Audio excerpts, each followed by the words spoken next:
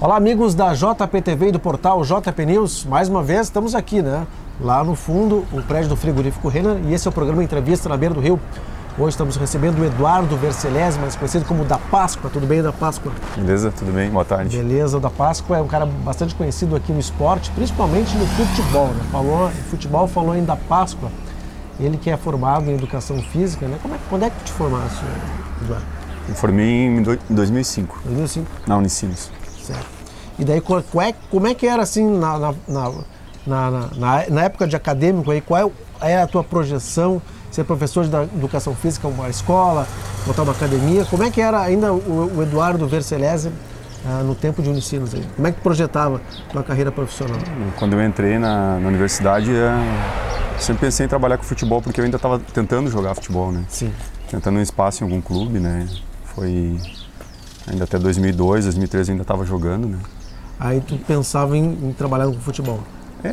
Quando eu entrei eu pensei, vou fazer uma coisa voltada com esporte, né? Uma faculdade voltada onde eu posso trabalhar amanhã depois futuramente com futebol em si, né? Porque eu estava jogando ainda, né? Sim. E pensava lá na frente, de repente, trabalhar como treinador mesmo, preparador físico na época, né?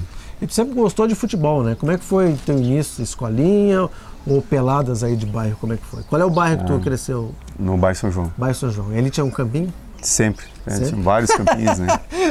Hoje em dia não tem mais, né? Hoje em dia é uma coisa impressionante, né? E aí, jogavam peladinha lá? Jogava no campinho, a gente fazia as goleiras, saía do colégio, não ia nem almoçar, fazia direto a pelada lá, ia direto pra Pepsi jogar bola lá, que tinha refrigerante liberado, meu pai trabalhava na empresa. Sim. E sempre atrás de uma bola, né? Sempre gostando, ia uma turma grande, amigos de infância que jogavam na época comigo, a gente tem contato até hoje, né? Mais de 30 anos de amizade, né? Sim. E sempre praticando o esporte. Né? E no futebol varziano, tu jogou em que times aqui? Cara, eu joguei muito pouco aqui em Montenegro. Até porque tinha muita coisa assim do cara, tava jogando num clube profissional, o pessoal assim um pouco que visava muito, né? Então eu joguei muito para interior aqui de Montenegro, Lajeado, Estrela. Né, que os clubes investiam mais, assim, né? Foi até onde eu consegui pagar boa parte da minha faculdade, foi jogando esses campeonatos amadores. Sim, né? E profissionalmente, se chegasse a jogar em algum time? Joguei no Brasil de Farroupilha, né? Foi o clube que eu mais tempo fiquei, né? E joguei em São Paulo também, né? Que fui em 97, fui fazer teste nos aspirantes do São Paulo na época. Rio Grande? Não. O São Paulo mesmo? São Paulo mesmo. Do Morumbi? Com o Muricy, o Rogério Ceni jogava, ainda até hoje está jogando, né? Fizeste teste lá? Denilson, foi a maior negociação do futebol da época. Aí eu fiquei 2 meses lá e do São Paulo eu fui pro Nacional, jogar a Série A3. Que se equivale aqui à nossa segundona aqui, né? Aí com 16 anos, ainda antes de eu ir pro Farroupilha, eu fui pro Criciúma, né? Através do Silon Hort aqui no Rio Grandense, tinha um irmão dele que morava lá, viu eu jogando aqui e me levou para lá. Eu fiquei também 4 meses em Santa Catarina. Jogou no Criciúma? No Criciúma, mas na base, né? Certo. E por que tu não chegou a evoluir, assim, um time de ponta, né? Hoje eu consigo... Na tua opinião, lógico. O meu conceito hoje, né, tá formado a respeito disso, né? Eu era um cara super dedicado, fisicamente, focado, não fazia festa, não bebia, nunca me envolvi com nada, eu sempre focado para me preparar para ser um atleta. Eu dei o meu máximo e eu não consegui, realmente por falta de qualidade, né, técnica. Daqui a pouco, hoje talvez com um empresário seria mais fácil, hoje tem muito isso, né? Hoje os nossos projetos projetam os meninos com mais facilidade. Na época, através do irmão de um amigo que eu fui fazer uma avaliação, né? Hoje não tinha empresário? Não tinha empresário nenhum. Hoje a gente vê tanto cabeça de bagre jogando aí no profissional, né? Muito, né? É que hoje virou um mercado, né? Muito mais do que há 15 anos atrás, né? 20 anos atrás. É um comércio hoje, né? Um jogador de futebol, né? Porque a gente sempre ouviu dizer que os clubes têm uma preferência, principalmente no Rio Grande do Sul, por atletas de bom porte físico, né? Tu tens qual é a tua altura da próxima? 1,87. Certo, 1,87. Eu na verdade até joguei bastante tempo aqui em função dessa estatura, né? Eu jogo muito bola aérea, né? Sim. Corpo a corpo, jogo mais aguerrido, assim, né? Tu vai para São Paulo e Rio de Janeiro, já é um futebol mais leve, um futebol mais técnico, né? Claro. Mas isso tem mudado e vem mudando, né? Esse conceito de perfil de jogador, de atleta, né? De futebol. Uhum. E bola mar da Páscoa? Bola mar foi uma fase legal da minha vida também. Eu tava jogando ainda no... Quantos campeonatos? Pô, eu joguei mais de 11 anos bola mar. Né? Joguei ainda na época um moleque bom de bola. Eu cheguei a jogar depois bola mar. Fosse campeão? Fui campeão pela Brenner um ano. Mas todo mundo trabalha para ser campeão, né? Mas o que a gente vivenciou, assim, meus amigos da época e as famílias todas juntas para lá, tudo era mais fácil, parece, a casa para ficar, a gente sempre se ajeitava, né? Hoje eu vejo a dificuldade das equipes aqui de Montenegro e da região fazer um campeonato, porque ele é um campeonato curto, né? Então se investe muito e pouco retorno, né? Tanto para quem patrocina como para quem joga também, né? Às vezes tu sai 2, 3 jogos e tá fora, né, da competição, né?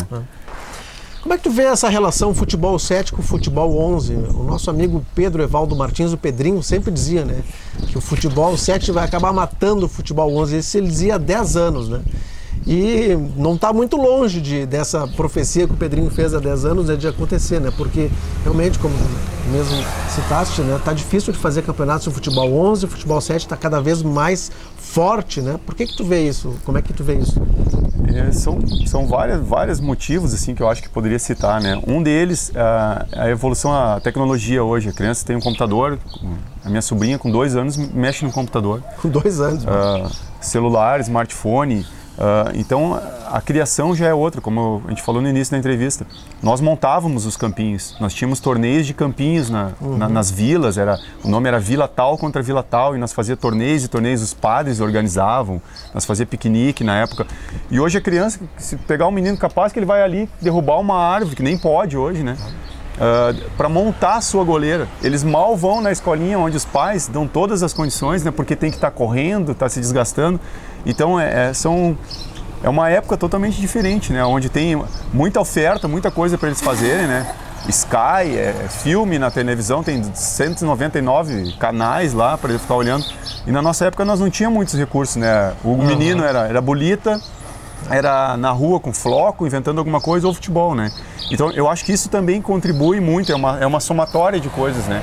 E a questão do futebol de 7 e do futebol de 11 é uma questão de opção, porque para jogar futebol de 11 hoje, competitivo, tu tem que te preparar fisicamente. E ninguém quer se preparar fisicamente. Então, para jogar no futebol de 7 do Cantegril, do Grêmio, seja lá qual for o outro lugar, o pessoal sai na sexta de noite, faz um churrasco, vai para Gandai e vai lá jogar sem compromisso nenhum no sábado. É mais fácil de reunir tanto o número de pessoas para jogar, como o comprometimento, né? Hoje a gente tem os nossos projetos aí que competem a nível estadual, a gente vê a diferença do perfil dos meninos, eles são totalmente focados para querer ser um jogador de futebol, né? E para isso, como eu falei no início também, não pode beber, né? Muito menos se envolver com droga, né? Tem que estar totalmente visando preparar o corpo para jogar futebol, né? É bem diferente, né? Isso também com o futebol 7 tem mais o glamour, né? Porque a namorada pode ir junto. No futebol 11 dificilmente acontece isso, né? Há um envolvimento maior da família no futebol 7. E até aquela questão, cara, o jogo está marcado para as 2 da tarde, sai às 2 da tarde. No amistoso do futebol 11, o jogo está marcado para as 4 da tarde. Se é amistoso, sai às 6 da tarde também, né? Não tem esse compromisso tanto. E o pessoal hoje está muito envolvido na questão de tempo, né?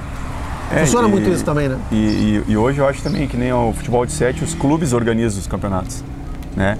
Tem, além do campo de futebol, tem a piscina, tem a sede social, né? Os pais também se vinculam aos clubes para poder alocar, para fazer festa de aniversário para os filhos. Então, o futebol de 11 já não tem muito isso. O futebol de 11 tem lá uma copa, o campo e, né, tentando resgatar ainda, né, que esses meninos se interessem a jogar, né? Então é uma coisa bem... Tu falou antes, o Pedrinho, não é uma profecia... É uma realidade que vem a cada ano, né, diminuindo o interesse, o número de equipes, né? Na época que eu joguei aqui em Montenegro, eu joguei no São Pedro. Tu perguntou antes, eu não lembrei de falar.